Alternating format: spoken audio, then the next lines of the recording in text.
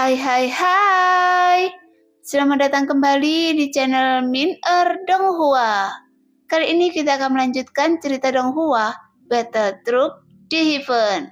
Gak pakai lama lagi, langsung aja kita ke ceritanya. Check it out. Kali ini sepertinya Yongdong rela mempertaruhkan nyawanya demi Xiaoyan. Tapi Xiaoyan masih memiliki terlalu banyak keraguan tentang Yongdong. Jadi Xiaoyan belum bisa mempercayai Yongdong sepenuhnya. Tapi pria jelek itu sepertinya sudah mencapai batas kesabarannya. Jadi meskipun Xiaoyan tampak acuh tak acuh, dia masih menghela nafas pelan. Kemudian sosok pria itu tiba-tiba muncul lagi di depan kepala Xiaoyan, yang ukuran tubuhnya mencapai ribuan kaki. Namun pria itu masih mengangkat lengannya. Kemudian dengan jentikan jarinya, cahaya dingin langsung menghantam kepala Xiaoyan dengan keras. Duar! Segera dari dampak serangan itu, sebuah suara kekerasan bergema di kehampaan. Pada saat yang sama, di bawah serangan itu, seluruh kepala Xiaoyan bergetar. Jelas, dengan serangan sekutu itu, sepertinya pria itu ingin menghancurkan kepala Xiaoyan secara langsung, yang menyebabkan tubuh besar Xiaoyan terus melesat ke belakang. Namun pada saat refleks tubuh Xiaoyan berubah menjadi ukuran tubuh normal. Kemudian sayap dewa bela diri juga muncul di belakang punggungnya. Jelas, kali ini Xiaoyan juga sudah mengenakan baju besi Yanqi untuk menahan serangan itu. Tapi semua sepertinya tidak ada gunanya di bawah serangan orang ini. Jadi setiap kali pria jelek itu menyerang, Xiaoyan juga merasa tidak berdaya untuk melawan. Tepat ketika Xiaoyan baru saja menstabilkan sosoknya, tiba-tiba dia juga merasakan ketegangan di lehernya. Karena kelima jari pria itu yang kuat mencekik leher Xiaoyan dengan erat. Bahkan saat Xiaoyan dicekik oleh tangan pria ini, Xiaoyan juga merasa dia tidak dapat menggunakan kekuatan tubuh dewa asli lagi. Seolah-olah seluruh kekuatan di dalam tubuhnya telah ditekan oleh telapak tangan ini. Saya mendengar bahwa Anda adalah yang mulia. Pria jelek itu terus mendekati Xiaoyan sehingga Xiaoyan dapat melihat kerutan di depan mata pria itu dengan wajah yang memiliki tahi lalat besar di dagunya. Tepat ketika pria itu berbicara, bahkan Xiaoyan masih bisa mencium bau busuk yang keluar dari mulutnya, sehingga Xiaoyan memiliki perasaan yang sepertinya lebih buruk daripada membunuhnya. Meskipun saya belum pernah bertarung secara langsung dengan Yang Mulia, tapi saya mendengar bahwa Yang Mulia sangat berkuasa dan dia adalah orang terkuat di dunia sensi. Jadi mengapa Anda begitu lemah sekarang? Mungkinkah Anda menyembunyikan sesuatu dari saya? Pria itu mendengus dingin, kemudian terdengar suara retakan datang dari leher Xiaoyan. Namun pria itu masih terus mengerahkan kekuatan, bahkan matanya sinis pria itu terus tertuju pada Xiaoyan. Duar!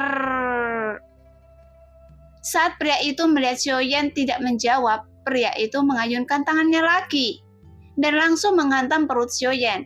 Segera di bawah suara teredam, sebuah lubang berdarah tiba-tiba muncul di perut Xiaoyan. Kemudian jemari pria itu perlahan meluncur di bagian atas tubuh Xiaoyan dan jarinya langsung jatuh ke dalam hati Xiaoyan. Terlalu lemah. Semua seperti Anda, biasanya saya tidak dapat mengangkat kepala saya untuk melihatnya.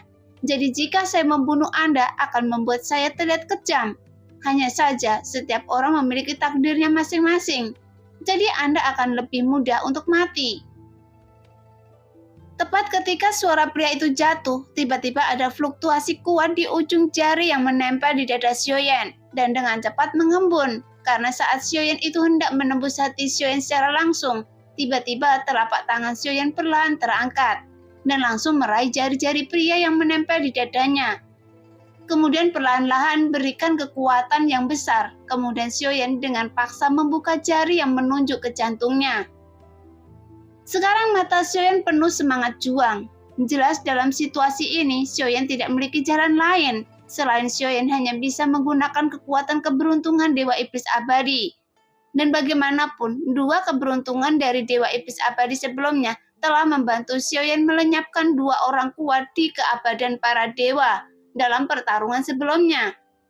Jadi, tak perlu dikatakan lagi kekuatan Xiaoyan saat ini, karena aura di tubuh Xiaoyan juga tiba-tiba meningkat, sehingga semua luka di tubuh Xiaoyan juga pulih dalam sekejap. Segera Xiaoyan mengangkat kakinya, kemudian dia mengangkat tinjunya ke perut pria jelek itu dan langsung menendangnya. Pada saat yang sama, kilatan cahaya guntur juga menyambar di bawah kaki Xiaoyan.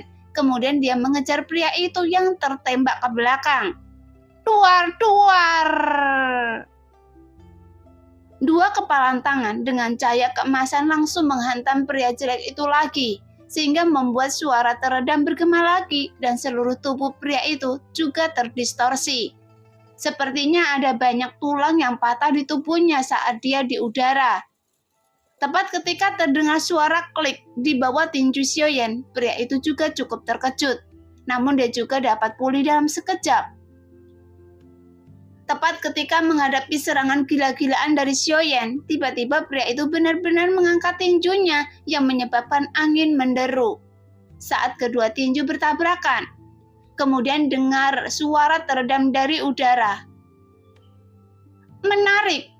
Gelombang kekuatan yang tiba-tiba muncul. Meskipun itu masih sia-sia, tapi dengan kekuatan ini memang membuat Anda memenuhi syarat untuk melawan keabadian para dewa. Hanya saja, kekuatan Anda tidak mungkin di antara benar atau salah, dan itu palsu, tidak mungkin benar.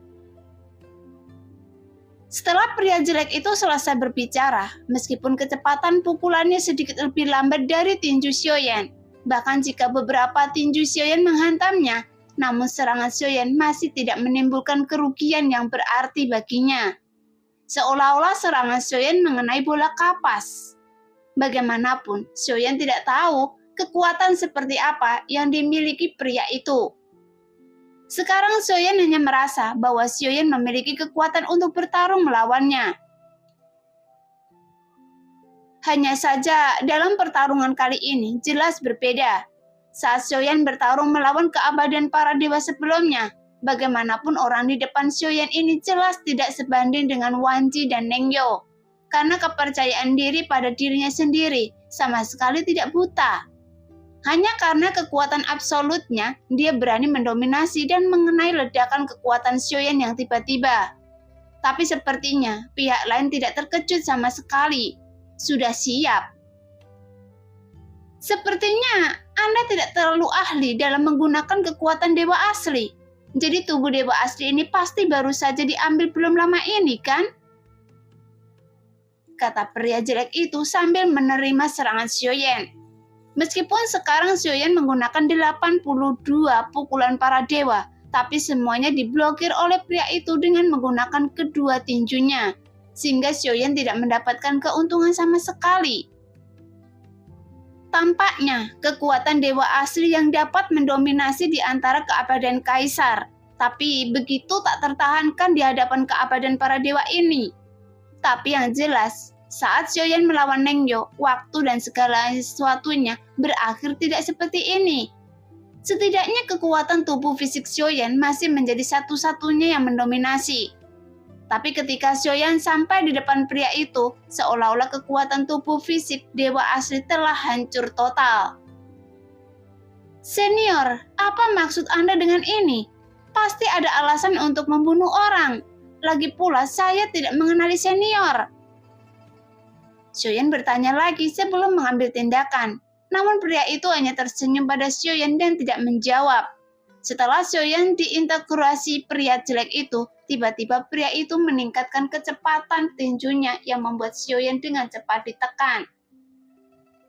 Sehingga beberapa pukulannya mengenai perut Xiaoyan, sehingga energi dan darah Xiaoyan terus melonjak. Tetapi tidak ada trauma besar yang diderita Xiaoyan. Setelah menstabilkan bentuk tubuhnya, Xiaoyan tiba-tiba maju 7 langkah berturut-turut. 7 langkah mengejutkan para dewa. Segera, bayangan kaki raksasa yang kokoh meluncur ke bawah, seolah-olah dia sedang memamerkan keterampilan bertarung superiornya saat ini. Jelas, kekuatan yang terkandung dalam bayangan kaki raksasa ini secara alami puluhan kali lebih kuat saat Xiaoyan melawan Neng Yo. Sehingga setiap bayangan kaki yang sangat kokoh membawa angin kencang yang menakjubkan dan langsung menyelimuti pria jelek itu. Namun, saat pria itu melihat bayangan kaki raksasa itu, dia hanya perlahan mengangkat lengannya dan langsung menunjuk ke arah 7 bayangan kaki raksasa di udara yang muncul secara berurutan. Tuar!